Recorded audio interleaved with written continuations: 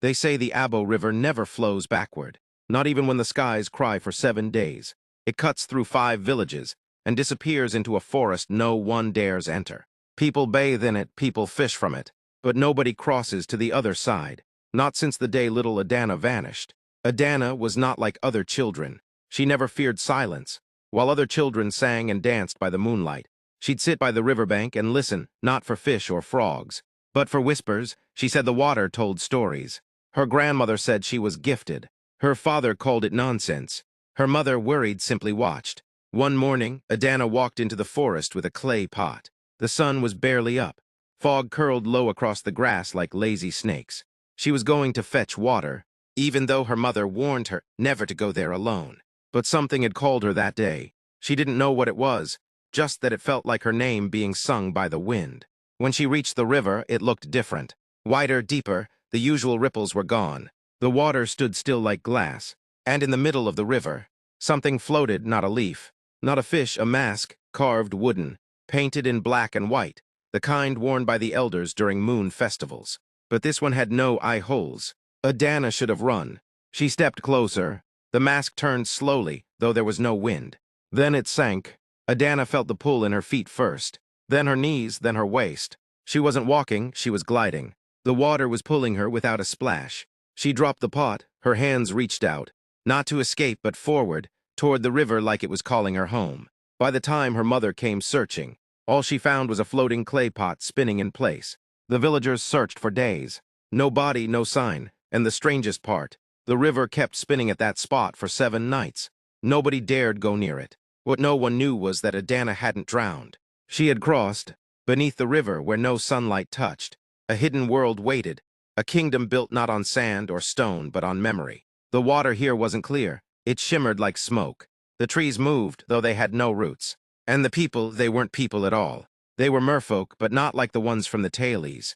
They had smooth, dark skin, eyes the color of copper, and fins shaped like woven cloth. Their voices echoed even when they whispered. Adanna awoke on a bed of floating lilies. She was dry, she was breathing. A woman stood over her, tall, beautiful, with long golden lines across her arms that glowed slightly in the dark. She wore no crown, but everyone around her bowed. "Your name is Adanna?" she asked. Adanna nodded. "You crossed. That hasn't happened in 50 years. Adanna sat up slowly. "I didn't mean to." The woman smiled gently. "The river chooses who it wants. And now it has chosen again." They took Adanna in. They fed her roasted pearl fruits and honey sea yam. She didn't need gills. The air down there was thick but gentle, like steamed breeze.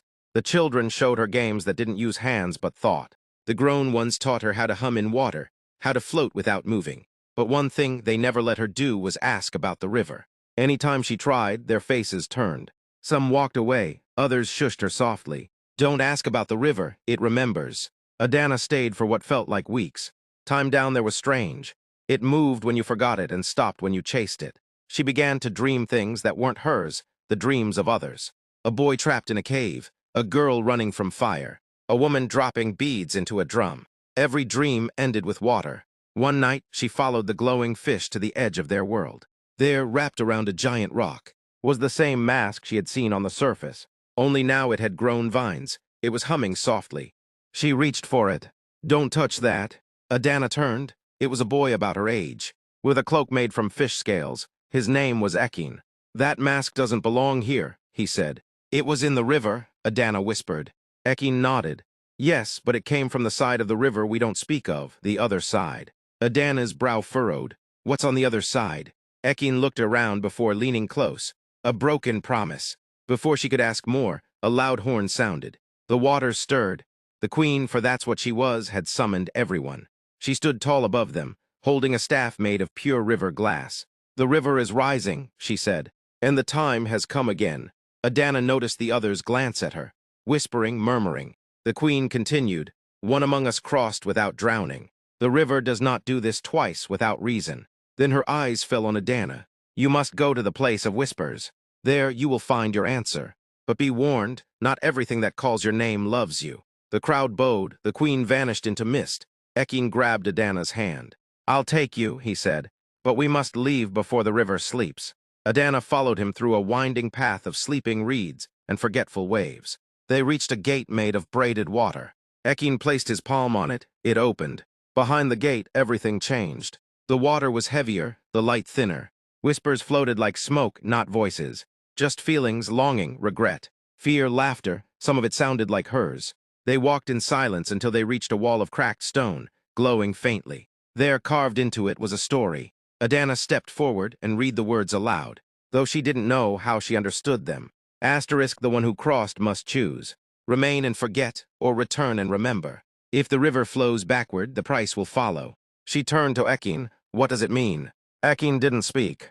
Instead, a second mask floated down from above, this one cracked, half-burned in crying water. And in that moment, Adanna remembered something she was never supposed to. The river hadn't called her. It had answered her. Adanna stood frozen. The mask cried water.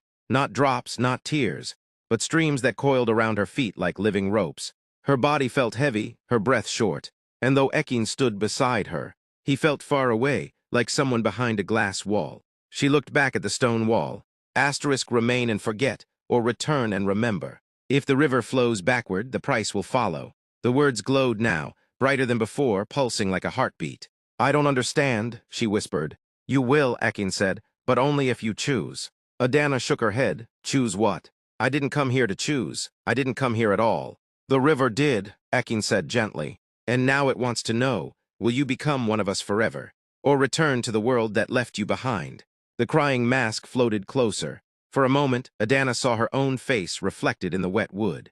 But not her now, her as a baby. Wide-eyed, being placed on a mat of banana leaves by the river's edge. Someone was whispering over her, singing. Her mother had brought her here. Not a walk, not a clay pot, not a curious step. She had been given to the river.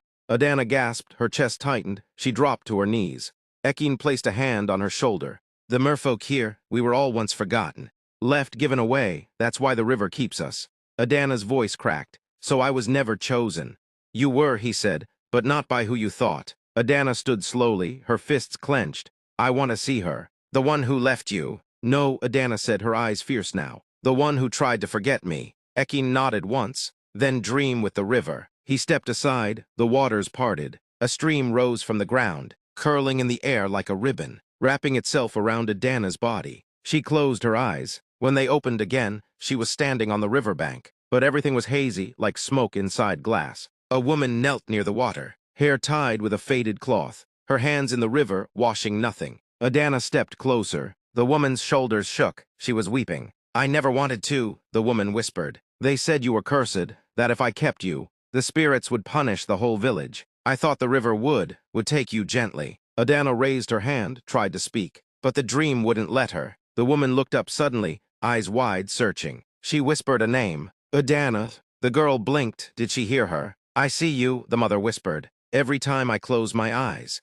And if the river would take me too, I would gladly go. A sharp breeze blew. Adanna opened her eyes again, back in the underworld of the river. I want to go, she said softly. Not forever, just once. I want to speak to her. Ekin hesitated.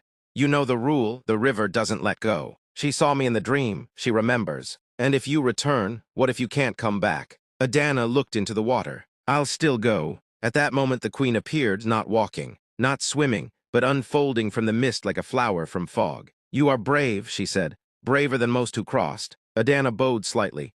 I'm not asking to stay, just to know, to be known. The queen lifted her staff.